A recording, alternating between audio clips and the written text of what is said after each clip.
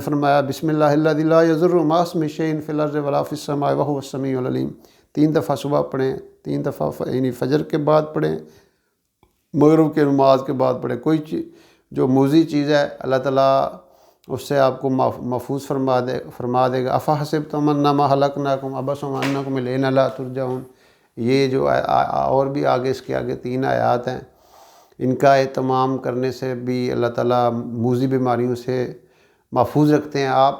پھر ہمارے نبی علیہ السلام نے بتایا کہ جب بھی آپ کسی کو مصیبت میں دیکھتے ہیں یہ پڑھیں ہیں الحمدللہ الذی عافانی مما ابتلاک بہ وفضلنی علی کثیر ممن خلق تفضیلا۔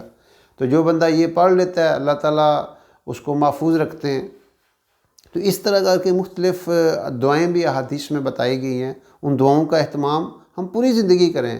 صبح شام کے جو اذکار ہیں، جو دعائیں ہیں، جو حفاظت کی دعائیں ہیں، گھر سے نکلتے وقت بسم اللہ توکلت علی اللہ لا حول ولا قوت الا باللہ پڑھیں، یہ بہت بڑی ایک دعا ہے۔ گھر میں داخل ہوتے وقت بھی اسی طرح دعائیں بتائی گئی ہیں۔ تو مختلف قسم کی جو دعائیں ہیں یہ ایک بہت بڑا ہتھیار ہے، مومن کا ہتھیار ہے۔ یہ دعاؤں کی وجہ سے ہم گویا ایک قلعے کے اندر آ جاتے ہیں، محفوظ ہو جاتے ہیں۔ جیسے قلعے کے اندر دشمن سے محفوظ ہو جاتا ہے انسان، ایسے ہی ہم اللہ کی پناہ میں آ جاتے ہیں، اللہ کی حفاظت میں آ جاتے ہیں، کیونکہ ہم براہ راست جو ہے نا وہ دعا کر کے اپنے آپ کو اللہ کے حوالے کر دیتے ہیں کہ اے اللہ اب میرا کچھ نہیں ہے، تو ہی میرے اوپر جو ہے نا وہ اپنا فضل کرے گا اور رحم کرے گا اور مجھے صحیح رخ پہ مجھے حفاظت کے ساتھ چلائے گا۔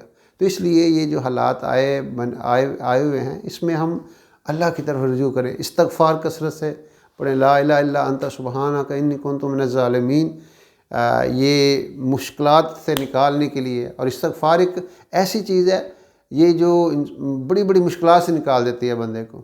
اور پھر سب سے بڑی بات وَمَن يَتَّقِ اللَّهَ يَجْعَلْ لَهُ مَخْرَجًا وَيَرْزُقْهُ مِنْ حَيْثُ لَا يَحْتَسِبُ، جو اللہ سے ڈرتا ہے اللہ اس کو ہر مشکل